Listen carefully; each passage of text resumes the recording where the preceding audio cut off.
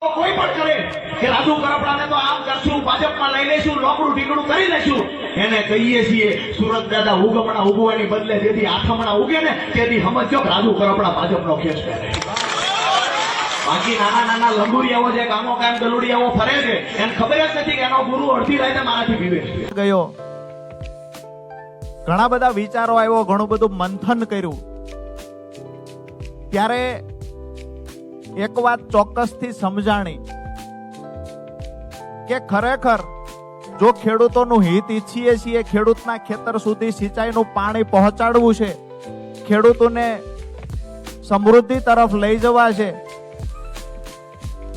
તો સત્તા પક્ષની સામે રહી માત્ર આંદોલનો કરી, જિંદાબાદ મુર્દાબાદના નારાઓ બોલાવી અને સતત સરકારનો વિરોધ કરીને ખેડૂતનું હિત નહીં કરી શકાય.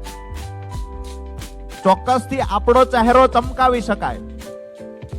સરકારની સામે, સત્તાની સામે રોજે રોજ આંદોલનો કરી આપણો ચહેરો ચમકાવી શકાય, પણ